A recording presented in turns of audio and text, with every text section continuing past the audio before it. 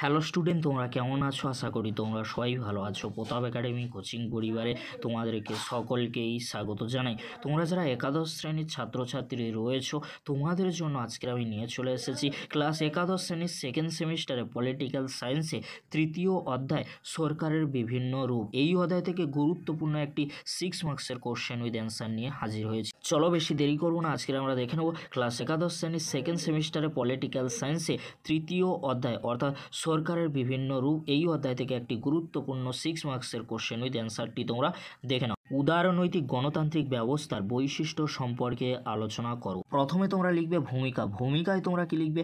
আধুনিক উদারনৈতিক গণতন্ত্র হলো গণতান্ত্রিক ব্যবস্থায় একটি বিশিষ্ট রূপ। সাম্য, স্বাধীনতা ও অধিকার হলো এর মূল নীতি। এর মৌলিক বৈশিষ্ট্যগুলিকে নিম্নলিখিতভাবে পর্যালোচনা করা যেতে পারে। 1 নম্বর পয়েন্ট তোমরা কি লিখবে? রাজনৈতিক সাম্য। উদারনৈতিক গণতন্ত্রে রাজনৈতিক সাম্যের ওপর বিশেষ গুরুত্ব আরোপ করা হয়। জনসাধারণকেই যাবতীয় রাজনৈতিক ক্ষমতার একমাত্র উৎস হিসাবে গণ্য করা হয়।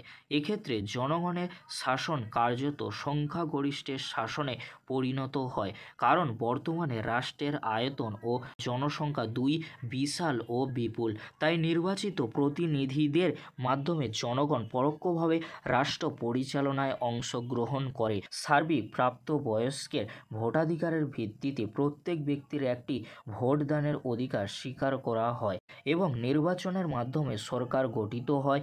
এইভাবে সংখ্যাগরিষ্ঠের শাসন হলেও কার্যত গণতান্ত্রিক সরকার সর্বসাধারণের মঙ্গলার্থে পরিচালিত হয়। কোনো বিশেষ ব্যক্তি, গোষ্ঠী বা শ্রেণীর স্বার্থে সরকার কাজ করে না। পরবর্তী পয়েন্ট কি রয়েছে তোমরা দেখে নাও। সংবিধানের প্রাধান্য। উদারনৈতিক গণতান্ত্রিক ব্যবস্থায় সংবিধান মৌলিক আইন হিসাবে প্রাধান্য ও বিশেষ মর্যাদা লাভ করে। আইন বিভাগ ও শাসন বিভাগকে সংবিধানের সীমার মধ্যে থেকে কাজ করতে হয়। বিভিন্ন উদারনৈতিক দেশের সংবিধানে প্রস্তাবনা আমরা জনগণ এই কথাগুলি দিয়ে শুরু হয়েছে। এর তাৎপর্য হলো এই যে এই সংবিধান জনগণের দ্বারা রচিত এবং জনগণের শাসন প্রতিষ্ঠার জন্য গৃহীত তা প্রতিপন্ন করা। এইভাবে সংবিধানের সর্বসময় প্রাধান্য প্রতিষ্ঠিত হয়। পরবর্তী পয়েন্ট কি রয়েছে তোমরা দেখে নাও। স্বাধীন ও নিরপেক্ষ বিচার ব্যবস্থা। ন্যায় বিচার প্রতিষ্ঠার জন্য উদারনৈতিক গণতন্ত্রে একটি স্বাধীন ও নিরপেক্ষ বিচার ব্যবস্থার কথা বলা হয়। স্বাধীন ও নিরপেক্ষ আদালত আইন বিভাগ ও শাসন বিভাগে স্বৈরাচার থেকে ব্যক্তির অধিকার রক্ষা করে এবং সংবিধানে অভিভাবক ও ব্যাখ্যাকর্তা হিসেবেও মৌলিক অধিকারের সংরক্ষক হিসাবে গুরু দায়িত্ব পালন করে। এই কারণে এ ধরনের আদালত গণতন্ত্রের স্বরূপ সংরক্ষণের ক্ষেত্রে অপরিহার্য বিবেচিত হয়। পরবর্তী পয়েন্ট কি রয়েছে তোমরা দেখে নাও। সার্বিক প্রাপ্তবয়স্কের ভোটাধিকার। সার্বিক প্রাপ্তবয়স্কের ভোটাধিকারের স্বীকৃতি এই রাজনৈতিক ব্যবস্থার একটি গুরুত্বপূর্ণ বৈশিষ্ট্য। গণতন্ত্র যেহেতু জনগণের শাসন, সেহেতু জাতি, ধর্ম, বর্ণ, স্ত্রী পুরুষ, ধনী দরিদ্র নির্বিশেষে সকলের সমান ভোটাধিকার থাকা দরকার। গণ সার্বভৌমিকতার তত্ত্বকে বাস্তবে রূপায়িত করার জন্য উদারনৈতিক গণতন্ত্রে প্রাপ্তবয়স্কের ভোটাধিকারকে অপরিহার্য বিবেচনা করা হয়। পরবর্তী পয়েন্ট অর্থাৎ লাস্ট পয়েন্ট কি রয়েছে তোমরা দেখে নাও। ব্যক্তিগত সম্পত্তির অধিকার। উদারনৈতিক গণতন্ত্রে ব্যক্তিগত সম্পত্তির অধিকার নাগরিকের অন্যতম পবিত্র মৌলিক অধিকার হিসাবে গণ্য হয়।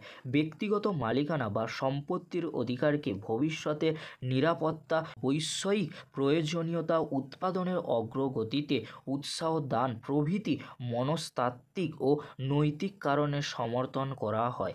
ব্যক্তিগত সম্পত্তির অধিকার অস্বীকৃত হলে ব্যক্তি কর্মে উৎসাহ হারিয়ে ফেলে এবং সামগ্রিকভাবে দেশের উৎপাদন ব্যাহত হয়। তবে বর্তমানে কোনো উদারনৈতিক গণতান্ত্রিক রাষ্ট্রে ব্যক্তিগত সম্পত্তির অধিকারের ওপর কিছু বিধি নিষেধ আরোপ করা হয়েছে। ভারতীয় সংবিধানে সম্পত্তির অধিকারকে মৌলিক অধিকারের অধ্যায় থেকে বাদ দিয়ে সাধারণ আইনগত অধিকারে পরিণত করা হয়েছে। এই ছিল আজকের আলোচনা।